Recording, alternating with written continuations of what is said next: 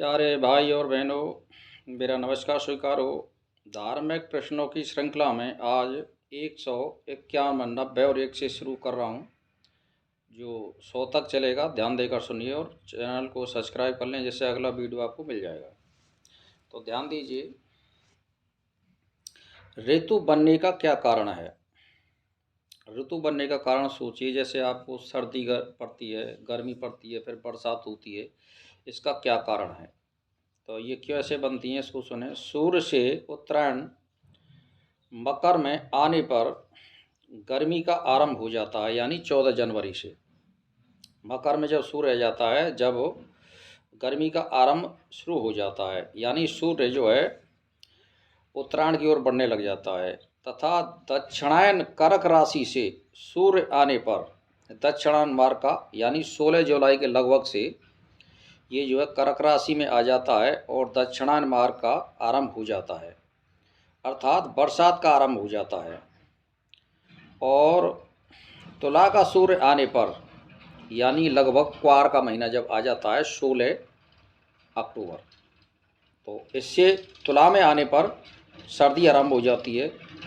तो यानी वृश्चिक, धनु तथा मकर के सूर्य रहने पर शिशिर, यानी सर्दी पड़ती है। और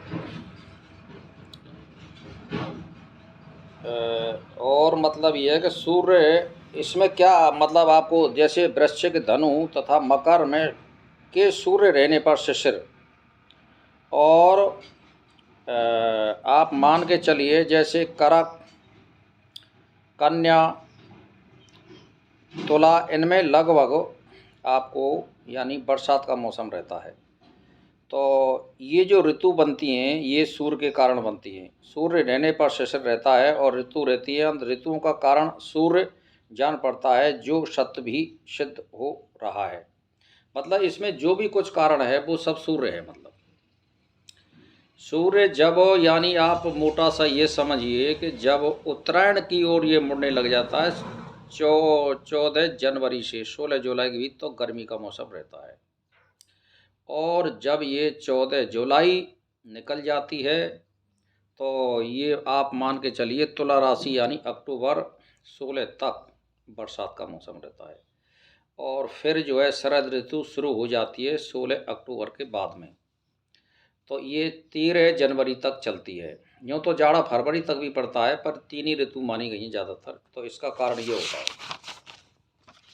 तो फिर 152वां प्रश्न है कि निश्चय बुद्धि से क्या प्राप्त नहीं होता है।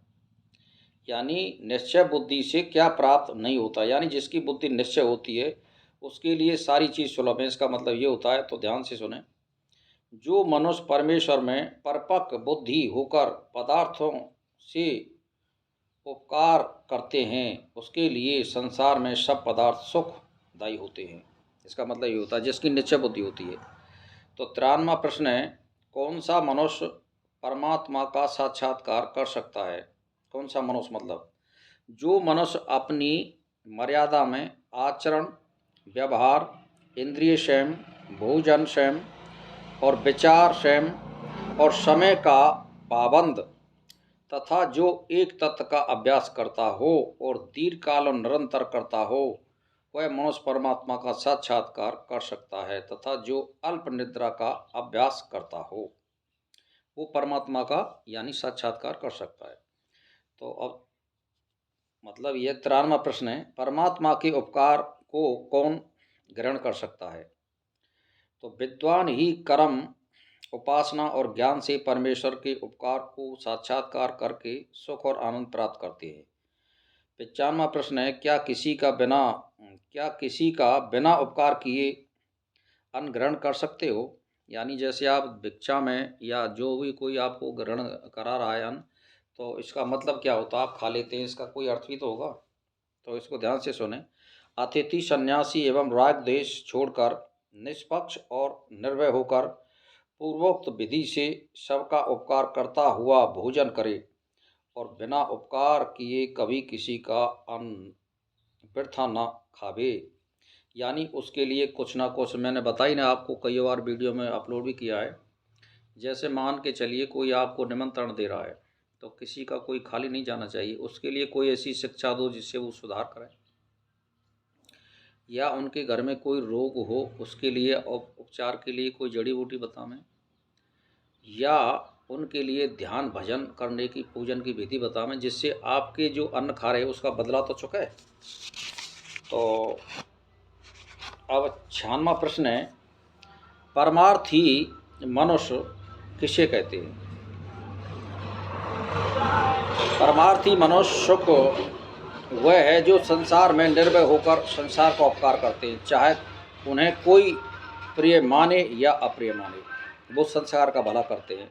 96वां प्रश्न है, महान पराक्रमी एवं पुरुषार्थी कौन मनुष्य कर सकता है या बन सकता है? अथित विद्वानों संतों की सेवा करने वाला मनुष्य पुरुषार्थी होकर पराक्रमी होता है। 97वां प्रश्न है, गृहस्थ ही उचित सुख समृद्धि का कौन सा मार्ग है? गृहस्थी जो होते हैं उनके सुख समृद्धि का उचित मार्ग क्या है? गृह का धर्म है कि अतिथि का भोजन करा के एवं फिर भोजन करे, यही सुख समृद्धि का मार्ग है। यानी क्या किया है कि पहले अतिथि को भोजन करावे और फिर स्वयं भोजन करे। ज़्यादातर गृहस्थी का यही बहुत बड़ा धर्म होता है, तो इससे उसकी वृद्धि होती है। संसार में सभी का हित चाहने वाला कौन रहा है? सन्यासी अपने आत्मा से सब यानी अग्नियों का आरोहण करके सब आश्रय का हित करता है। आप समझ रहे हैं? अग्नियों का आरोहण यानी हवन। हवन करने का मतलब ये होता है कि वो जो भी आप सामग्री गिर रही है वो वायुमंडल में मिटती है और सबको सांस लेने का उसमें अधिकार है वायुमंडल में, तो सबका भला हो रहा है कि नहीं हो रहा है, इसका मतलब ये होता है। तो अब इसमें साहब 100वां प्रश्न है, गृहस्थी महापापी कैसे होता है? जो गृहस्थी यानी साधु विद्वानों का अपमान करके महापापी होता है, यानी जो गृहस्थी होता है वो साधु सन्यासियों का या परमार्थ करने वालों का मनुष्यों का अपमान करता है, वो महापापी होता है। फिर वह महान विपत्तियों के रूप में फंस जाता है। ये मैं उदाहरण भी आपको दे दूं। एक डावक गांव है भरतपुर जिले में राजस्थान में, और नगर तहसील और उप तहसील सीकरी में डावक गांव है। वहाँ एक आदमी थे और वो पूर्व सरपंच थे और वो मंदिर पे आते जाते भी थे। तो उन्होंने बहुत से साधु सन्यासियों को अपमान भी किया, उसमें लेवा दी भी की। तो उनको परिणाम के रूप में मैंने ये देखा, मैं उस गांव में बहुत दिन तक रहा था, तो उनके लड़कों की 2-3 बैयर दुर्घटनाग्रस्त होकर के मर गई थी। तो इसका परिणाम बहुत बुरा होता है। इसीलिए साधु सन्यासी परमार्थ करने वाले या भजन करने वाले जो आचरण से रह रहे हैं उनका कभी अपमान नहीं करना चाहिए। अगर वो किसी बात को कह देते हैं तो उनकी बात को सहन करना चाहिए, क्यों कि वो परमात्मा के निकट होते हैं और जो भी वो आपको आत्मा से आशीर्वाद या अशुभ वचन बोल देंगे वो खाली नहीं जाएगा। तो बस मैं आपको यही प्रणाम देता हूँ, इसीलिए मेरा प्रणाम स्वीकार हो।